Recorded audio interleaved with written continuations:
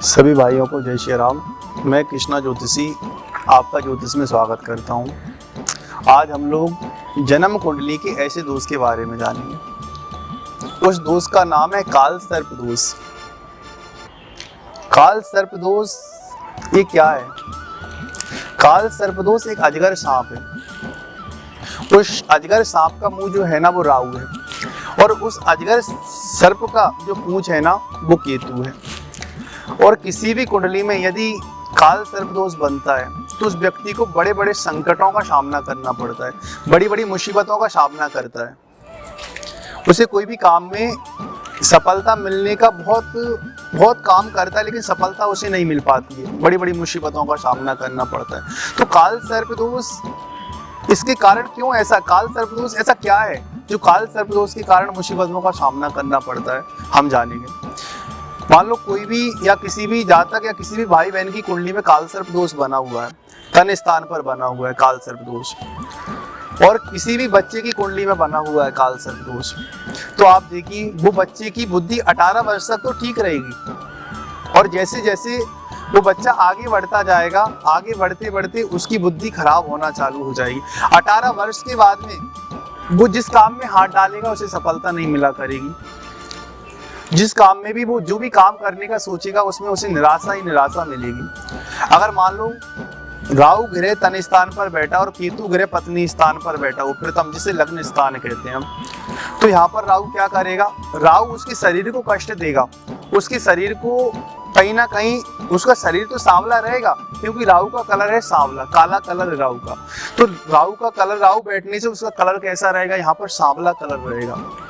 और वो व्यक्ति वाणी से क्रूर वाणी बोलने वाला होगा, वो हमेशा गलत वाणी बोलेगा, गलत संगत करेगा, और यहाँ पर वो गाली गलौज तक करने वाला व्यक्ति होगा जिसकी कुंडली में राहु बैठा होगा। और ऐसा व्यक्ति जिसकी कुंडली में राहु बैठा है तो वो अपने आप को, उसके अंदर आत्मबल नहीं रहेगा। वो कहीं ना कहीं जिसके साथ में कोई भी काम करेगा, यानी कोई बिजनेस भी करेगा या कोई से मदद भी मांगेगा या किसी के साथ वो रहेगा भी, वो कहीं ना कहीं उसे निराशा ही निराशा मिलेगी। उसके साथ राहु उसके साथ नहीं रहने देगा, उसके विचारधाराएं नहीं मिलने देगा राहु। और इस प्रकार मान लो राहु काल सर्प दोष कैसे? उसकी पत्नी स्थान पर केतु बैठा हुआ है, लग्न स्थान पर राहु बैठा और पत्नी स्थान पर केतु बैठा है, तो कुंडली में 12 घर होते हैं। 12 घर जो काल सर्प ने इस बाकी घरों को छेक दिया, इस घर खाली हो गए और इधर पूरे घरे बैठे हुए, वो काल सर्प दोष बनता है।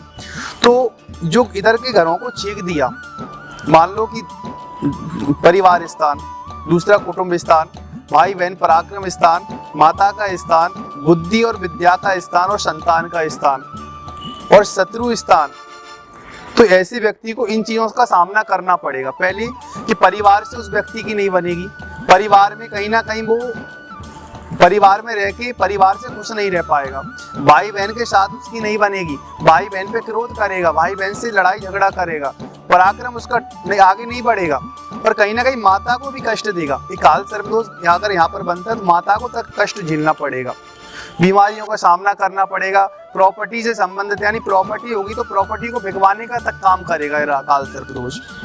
मतलब जिस बुद्धि, यानी बुद्धि को भी आज पढ़ाई करेगा तो बुद्धि को भी छुड़वाने का, यानी पढ़ाई को भी छुड़वाने का काम करेगा।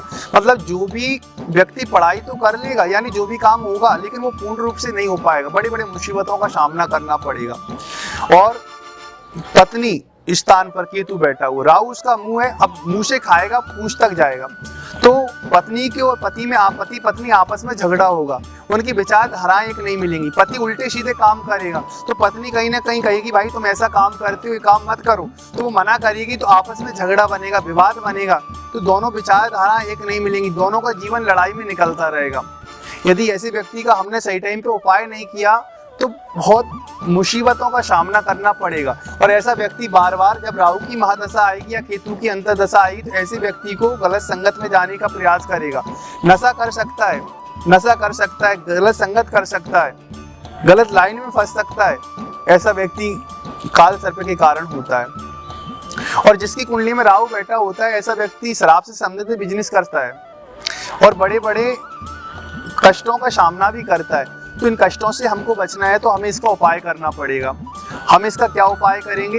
हमें इसका उपाय करना है किसी भी ज्योतिर्लिंग चाहे उज्जैन हो, चाहे ओमकारेश्वर हो, चाहे त्र्यंबकेश्वर हो, कहीं भी जहाँ पर ज्योतिर्लिंग हो, माँ गंगा हो, माँ यमुना, माँ सरस्वती, कहीं भी जहाँ भी माँ का स्थान हो, उस जगह पर जाकर 5 सर्पों का हमें जोड़ा बनवाना है। 5 सर्पों का जोड़ा बनवा के राहु केतु का जाप, महामृत्युंजय मंत्र का जाप, राहु का जाप, महामृत्युंजय मंत्र का जाप, राहु का जाप, ह्राम ह्रीम ब्रह्मश राहवे नमः, केतु का जाप, क्राम क्रीम क्रौमश केतवे नमः और महामृत्युंजय मंत्र इस व्यक्ति को करवाना है। करवाने के बाद इसको गंगा मैया के किनारे जहाँ एक ज्योतिर्लिंग वहाँ पर बैठ के शिव जी का अभिषेक करना है, उन सर्पों का अभिषेक करना है, इसके द्वारा वहाँ पर विसर्जन करवाना है जल में। और इस व्यक्ति को 5 डुबकी लगाना है। 5 डुबकी लगाने के बाद में इसको वहाँ पर जो कपड़े इसने पहने हुए हैं उन कपड़ों को छोड़कर और अपने घर पर आ जाएं और जितना इनमें वजन है उस वजन के बराबर इनको तौलकर या तो किसी भी गौशाला में अन्नदान कर सकती हैं या चारा घास जो भी है गौ माता को ये खिला सकती हैं और इन्हें महामृत्युंजय मंत्र करेंगे और राहु केतु का उपाय करते रहें, जाप करते रहें, इनको सभी संकट दूर हो जाएंगे, हर एक चीज में इनको सफलता मिलेगी। जो काल सर्पदोष अनिष्ट कारक है वो अनिष्ट कारक नहीं रहेगा और पूर्ण रूप से जीवन व्यतीत अच्छा कर पाएगा। और किसी भी भाई की कुंडली में या किसी की बहन की कुंडली में या किसी भी जातक की कुंडली में ये दोष बना हुआ है, आप हमसे संपर्क कर सकते हैं। हमारे कमेंट बॉक्स में आप कमेंट कर सकते हैं और हमारे चैनल को ज्योतिष से और भी जानकारी के लिए, अच्छी जानकारी के लिए, नौकरी जैसी जानकारी के लिए, व्यक्ति को क्या करना चाहिए क्या नहीं, ग्रह क्लेश जानकारी, आदि से आदि जानकारी के लिए हमारे ज्योतिष चैनल को आप सब्सक्राइब करें वीडियो प्राप्त करने के लिए। और हमारे दिए हुए नंबर पर आप संपर्क कर सकते हैं, उसमें आपको सब जानकारी मिलेगी। सभी भाइयों को जय श्री राम।